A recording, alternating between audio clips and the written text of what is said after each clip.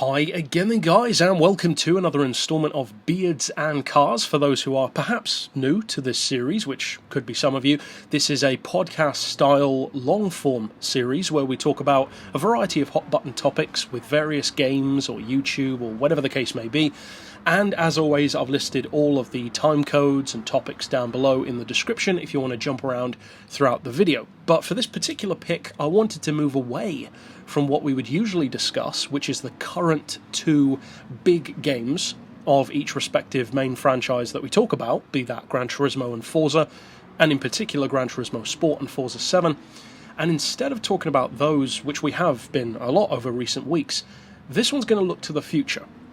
Because yesterday I put out a poll, if you will, or a topic list for people to basically put in questions for a Q&A or topics that they'd like to discuss in this installment, and also in installments over coming weeks. There were some great topics. I didn't want to shove them all into one video, so for this one I'm going to focus on a couple of those topics and questions, suggestions that were specifically regarding Gran Turismo 7. Because it is a hot button topic, and it's one which I've actually had to alter my opinions on, alter my feelings on, even alter things that I'm saying regarding that game, because if you'd have asked me, say, 1 year ago to make this video, I would have said it was pointless, because Gran Turismo Sport at that time was Gran Turismo 7. And the reason why I've always said that is because way back, I think it was in 2015, I did my first ever proper Gran Turismo Sport video, because I went to London for the press release event to drive the beta of the game before the beta was even out, with a number of other members, mostly of Gran Turismo Planet, and had the opportunity to race with a wheel, to race with a controller, to get a look at the game. I did a 16-player live event as well, and it was cool. It was cool to see, and Kaz himself was there to answer some Q&A questions, and one of them was regarding, is Gran Turismo Sport going to precede Gran Turismo 7? And he specifically said at the time, through an interpreter, that Gran Turismo 7, as far as he was concerned, is GT Sport. Now, since then, it would appear that he's changed his mind, which, I mean, breaking news, Polyphony changes their mind about something. That's not too surprising at this point. They're kind of known for being behind on dates, for changing things in the game that people didn't necessarily ask to be changed. But be that as it may, you've always got the people who pipe up and say, well, they've only got 100 people working there. Fair enough, but you don't make promises that you can't keep. And as far as Gran Turismo 7 goes, it would appear that now it may be actually a thing. Now, of course, there was that image that came up from, I think it was a GameStop, of a Gran Turismo 7 box with a LaFerrari on the front and lots of smoke. That one, I believe, was actually a fake, because you can find that image of the LaFerrari pretty easily on Google Images. Just add a bit of smoke, put the Gran Turismo logo on, and add a number 7 in the right font. You're pretty much ready to go. So I think that it was probably just somebody who'd got an old box, made up their own sleeve, put it in the box, and then taken a photo of it on a shelf in a GameStop, like just put it there and taken a photo for themselves. Maybe that is Gran Turismo 7, but I don't think so. And to be fair, even the dubious box aside, we just don't have any real need to have a Gran Turismo 7 right now, because as much as we would want it, that's not going to happen. They don't release Gran Turismo games that close to each other anyway, so there's no way that Gran Turismo 7 is going to be out soon enough to have a box already on the shelves, even if that was for a prologue or a demo. Now, this video in particular is going to be regarding two things, two primary topics, and a number of things within that. And one is, will Gran Turismo 7 come soon, or in other words, when do I think it will come around? If indeed Kaz doesn't change his mind yet again. And the second is, of course, the more obvious question of, or topic, more specifically, of Gran Turismo 7 predictions. If a Gran Turismo 7 does indeed happen, which at the moment it seems it will, what will be different about that game, not just to GT Sport, but potentially to the others in the numbered series of the franchise? Not the HDs, the prologues, the concepts, the sports, but the actual numbered games, which we all know and love. Well, as far as when I think it's going to come, of course I'm not going to set any kind of specific date or month or even year, to be honest, in mind. But I would say that if a Gran Turismo 7 does come, I think it would probably be closer to maybe 2 years from now, at least, because they're going to want to get a whole lot of use out of Gran Turismo Sport first. Now, if they fast-track a Gran Turismo 7 using the stuff that they've done with Gran Turismo Sport and just expanding on it into a bigger, better game, then they could actually get it done earlier than that. But I just don't get the feeling that that's going to happen, considering that the whole concept of Gran Turismo Sport is really integrally linked into the FIA. Now, maybe they will fast-track it and come out like in 2019, but I just don't think that's going to happen. I think probably 2020 at the earliest, maybe 2021. And, I mean, when you think to the past of the franchise, Gran Turismo games are kind of known for being very spaced apart. So, 2020 I think is probably the earliest. It would be nice, though, to get it earlier than that. I just don't really see either how that could happen or why that would happen. So it's kind of a twofold reason why I don't think it's going to happen next year. Or certainly not this year, that's for sure. As far as predictions go, well, of course, again, you can't say anything set in stone, but I think that based on Gran Turismo Sport almost being like this very personal passion project for Kaz, I think that he's probably going to carry on maybe the spirit of Gran Turismo Sport's style, with the online stuff, more of a focus on race cars rather than road cars, and more of a structure based on sportsmanship and gentleman's racing, at least as well as that works, because obviously you always get players who don't. But I think he's really going to try and transfer that over in particular, and I think to some degree, and obviously I can't speak for Kaz, but putting myself in his shoes, the thinking that I would have making GT Sport would be to kind of glean that information and then scale it up into a Gran Turismo 4, 5, 6 style game. So take the stuff that we've learned from Gran Turismo Sport's almost total focus on motorsport, and then kind of bleed that down into a larger, more expansive experience.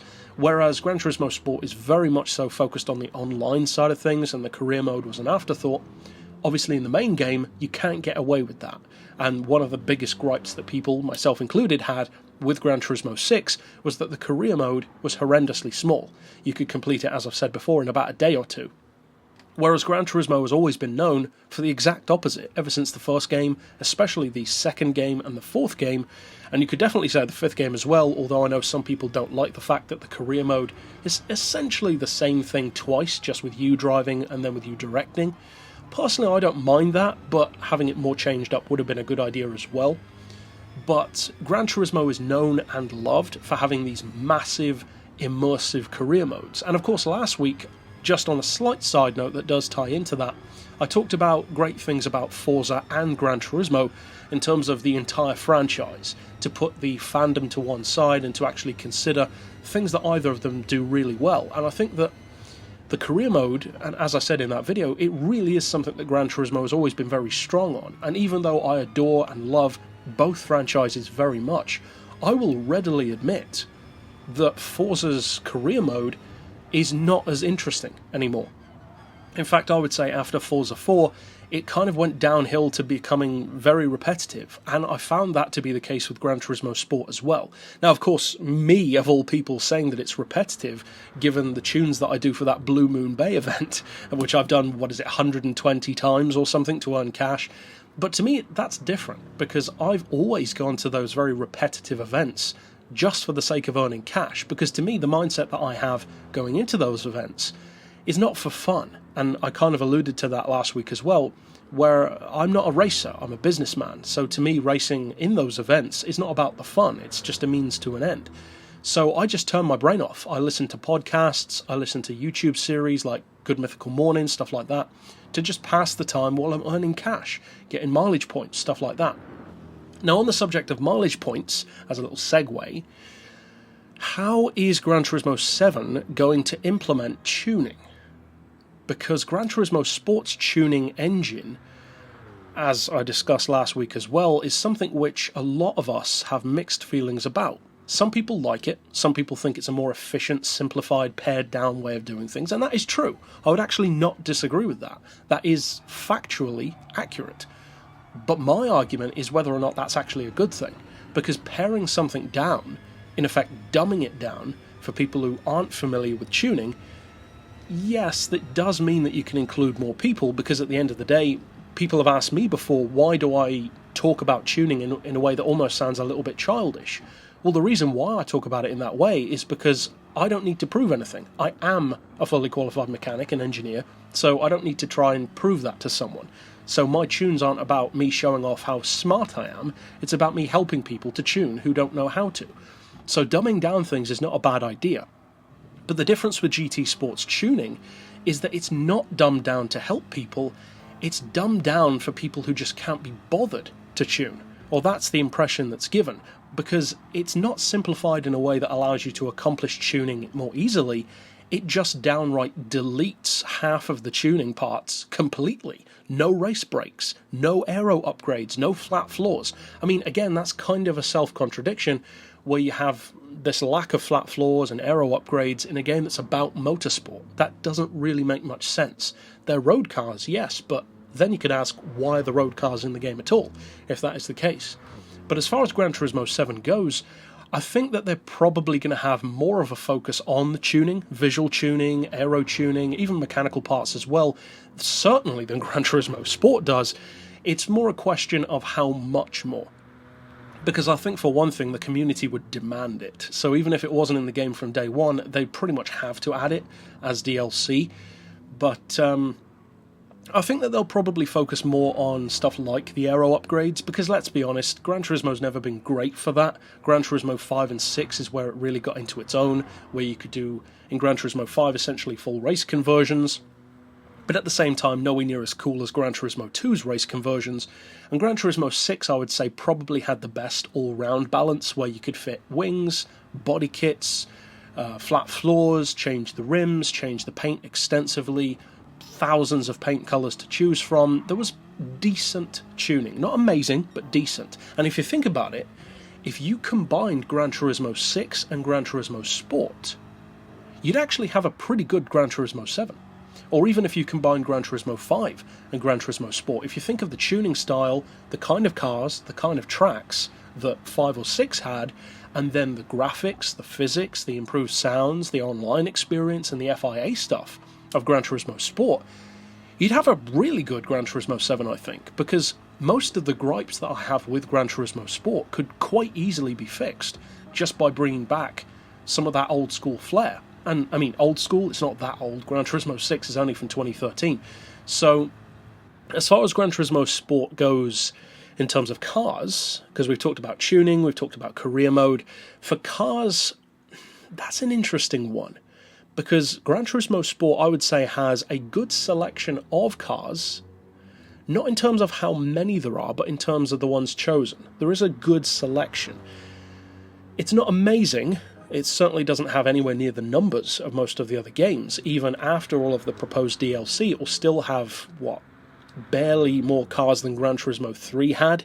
Around 500, that game had 300, Gran Turismo 2 had 600, Gran Turismo 4 had 700, and then after that we had 1,000 or more. So I highly doubt, let's just say, that the next game is going to have 1,000 cars or more. I don't think that's going to happen, because again, they've got however many employees it is, like 100 or so. The time it takes to map the cars into the game, especially with the better graphics and all that now, with the livery editor added in, potentially better tuning, especially visual tuning, all of this stuff takes time, it takes effort, it takes resources. So no, it's most definitely not going to have 1,000 cars. I think the only way that Gran Turismo 7 could have 1,000 cars or more is if they took like 5 or 6 years to make it, and I don't think that they do that either. I certainly hope that they don't.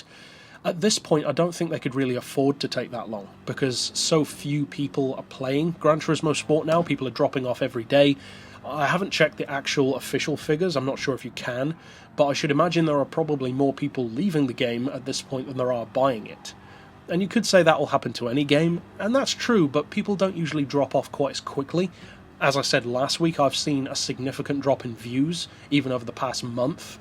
As soon as the DLC dropped, loads of people have stopped having interest in the game, or at least the announced DLC. Of course, it hasn't ended, we're getting more, but you know what I mean. So, as far as cars go, I believe we may start Gran Turismo 7, and this is actually taking a leaf out of, or taking a page out of Forza's book, and it wouldn't surprise me if they did this, I believe that Gran Turismo 7 will start with all of the cars that Gran Turismo Sport ends with.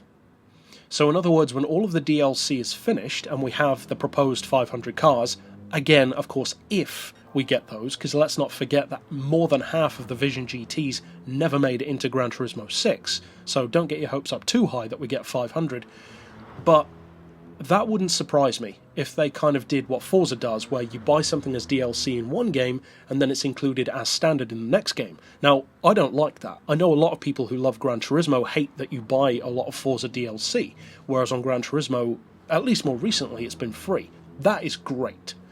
But at the same time, the best way to make someone take something for granted is to give it to them for free.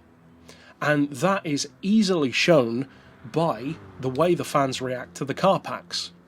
As soon as they finish, they start complaining and stopping to play the game, or stopping playing the game, and saying, oh, I wanted this, I wanted that, that's a rubbish car, I didn't want that one, why did they bring that back, I want something new, I want my McLaren P1, I want my Porsche 918. Of course you do, we all do, but there is a total lack of gratitude by so many players, and it's because the packs are free. Because if you had to buy them, well then you just wouldn't buy them if you didn't want them. Whereas because it's free, people say, oh, that's free, thanks, I'll take that, but they're not that great. Whereas on Forza, you don't hear people complaining about the car packs, because if they don't like the car packs, they just don't buy them.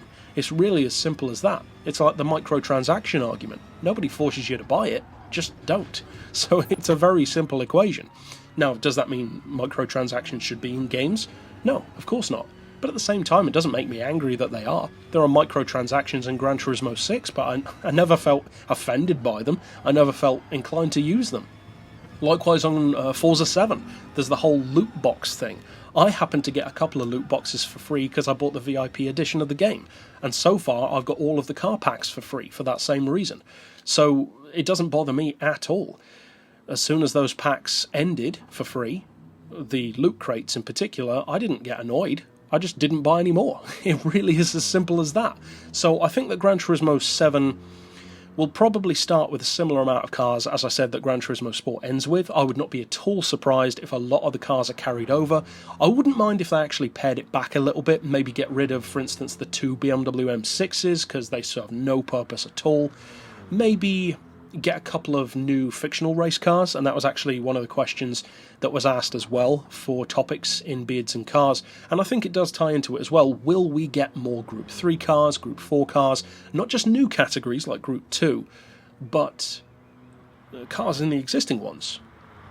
Not just real cars like GT3s, but these fictional ones like the Alfa Romeo 4C or the fictional version of the Corvette C7R. Could new ones like that come to the game, like an Alpine Group 4 car, for instance, or a Civic touring car? Those are a couple of the suggestions, or at least riffs on that. Yeah, I think that certainly could happen. I believe that they'll probably hold some of those back for the next game, which is actually the same reason why they held back the Vision GTs, because eventually you have to know that they realised we're not going to be releasing all of these cars. They probably knew that from day one, so by carrying over the Vision GTs to Gran Turismo Sport, especially stuff like the Bugatti, which was such a fan favourite that people wanted to get their hands on, it would make more people inclined to buy the next game. And I've said that for months. I said that before the game even came out, and it was true. That is how it worked out.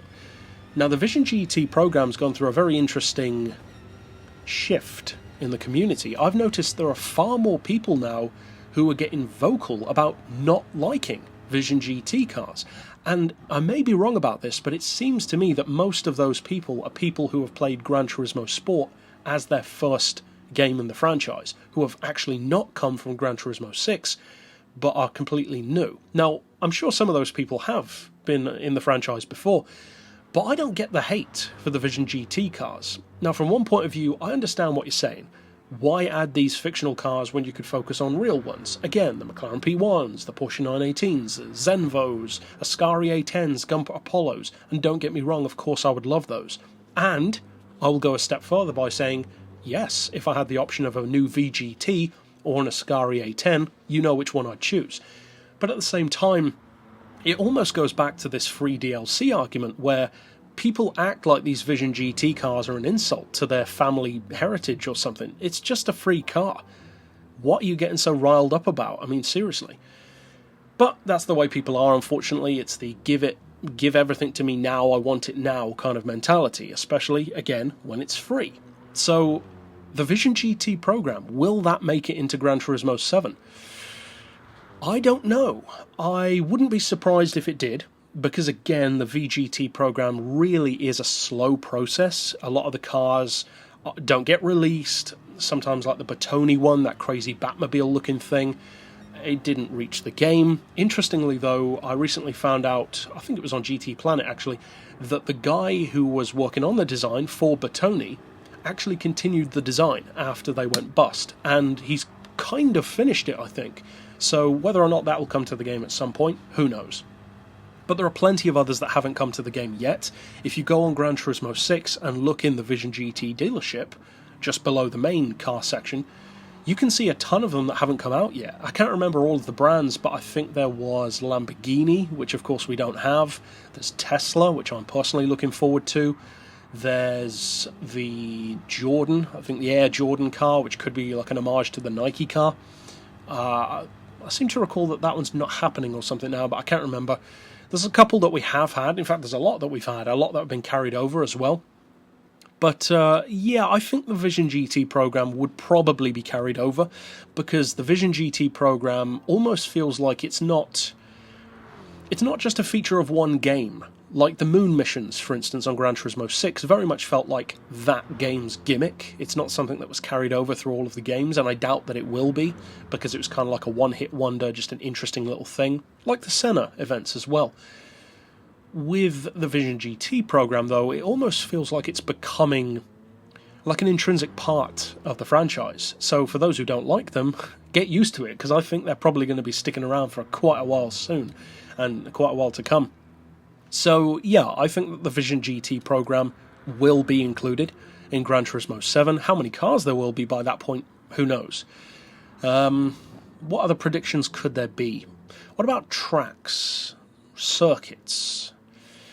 Well, that one's an interesting one, because there are a ton of tracks which you would have wanted and probably expected to be in GT Sport already. And this is something, again, which I talked about, I think it was last week, where for a game that's so focused on real-life racing and getting the real racing license and the FIA integration and all of that, there's a remarkable lack of real circuits. Laguna Seca, Le Mans, Spa, all of those returning faces, and also, of course, plenty of new ones, Interlagos, Imola, Sepang.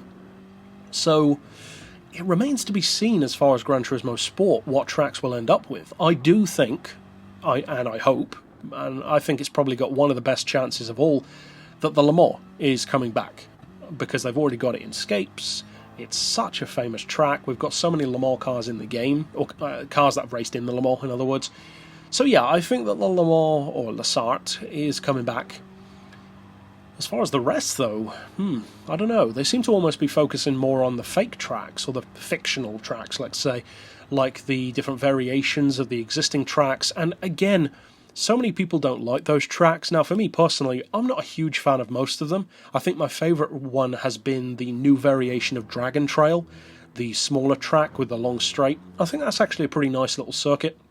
As far as the other ones, though, I haven't driven on them that much, because for me personally, I will almost always choose whatever the longest variation of a track is, because I'm actually a faster driver in terms of leaderboards the longer the track is, because I'm more of an endurance driver. If you put me on a short track, then I probably won't compare that well to many people. If you put me on a long track like the Nordschleife, the Le Mans, Sierra, various other ones like that, then most people start to get fatigued over the course of lap after lap, whereas I love those long tracks, so I can actually keep up a pretty good pace even over a long race, like 10 laps of the Nordschleife or 20 laps of Le Mans, or something like that. I love those kind of events, so I will almost always choose the longer track.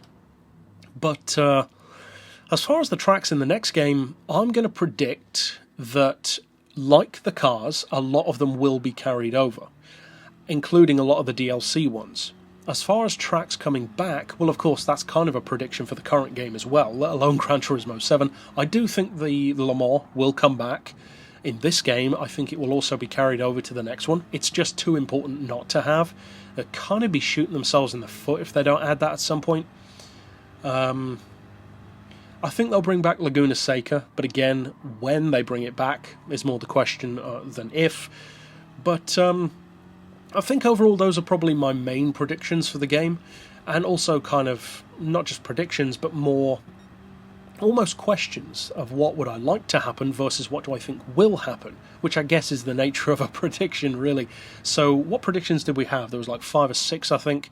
The kinds of cars, the kinds of tracks, the kind of tuning, the kind of career mode, and I can't recall if there was another one. I think there might have been. But as far as the overall experience, I think that everything that they've learned with Gran Turismo Sport will most definitely be refined and passed over into the new game, at least as much as they can, in terms of driver rating, sportsmanship, online stuff, FIA inclusion, league racing. I think that that will definitely be carried over. I just hope that they give more thought to the career mode in Gran Turismo 7 than they did in Gran Turismo Sport, because it's not just that the community deserves that, the game deserves that. It deserves to live up to its predecessors, not just in terms of how good it looks or how good the cars sound, but in terms of how rewatchable, how replayable it is, because there's no point in having the best looking game ever if you can complete the whole thing in a day. That's just not interesting enough. You want to create a game that feels like an experience throughout the entire career mode, like Gran Turismo 4 did and Gran Turismo 5. So I hope that Gran Turismo 7 takes all of the best stuff that Gran Turismo Sport learns, and there is plenty to like.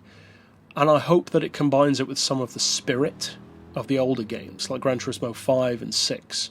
For me, my perfect idea of Gran Turismo 7 would be the car selection of Gran Turismo 2, the layout and career mode of Gran Turismo 4, the B-Spec integration of Gran Turismo 5, the Gran Turismo Sport graphics, online approach, obviously with some refinements, and I think all of those put together would pretty much be my perfect Gran Turismo 7.